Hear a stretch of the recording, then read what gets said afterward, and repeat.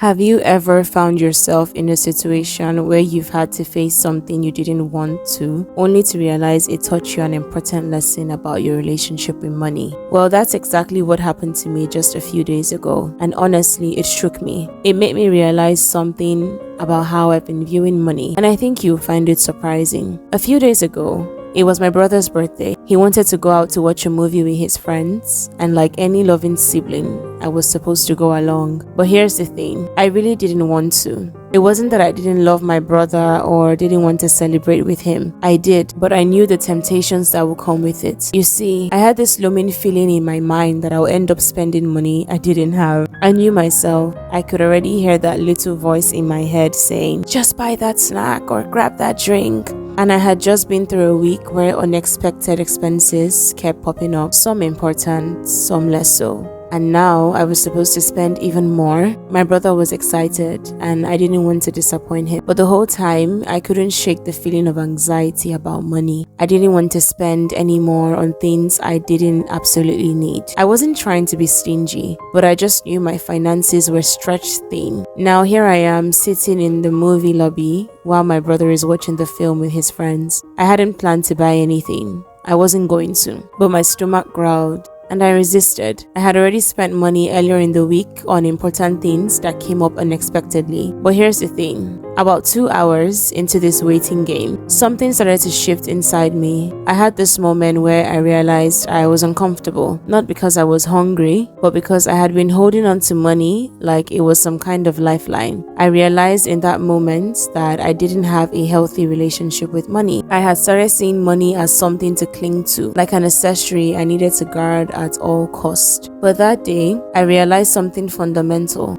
Money is a tool, and I was treating it like it was supposed to give me security. And in doing that, I was only making myself more stressed. I thought about it for a moment and realized that this feeling of scarcity and anxiety wasn't just about the money, it was my mindset. This lesson reminded me of something I had read in the Bible, Matthew 6:24. No one can serve two masters. Either you will hate one and love the other, or you'll be devoted to one and despise the other. Money was never supposed to control us. We were meant to be the stewards of it.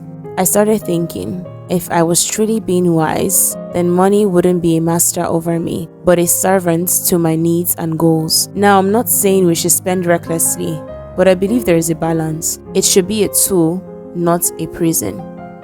And that's when I realized that money is meant to be used, not feared. It's not a thing to hoard or protect at all costs. It's meant to serve a purpose, to make life easier, to help us grow, and to enable us help others. So yeah, after sitting in that lobby, hungry, resisting the urge to spend, I had an epiphany. I needed to start thinking of money differently. I can't let it control me. I'm meant to use it wisely as a tool for my goals and responsibilities. Money isn't the end goal.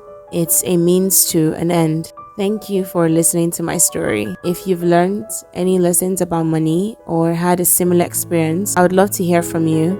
Drop a comment below, like, and subscribe for more thoughts and reflections. Until next time, let's all work on having a better relationship with the tools we use every day, especially money.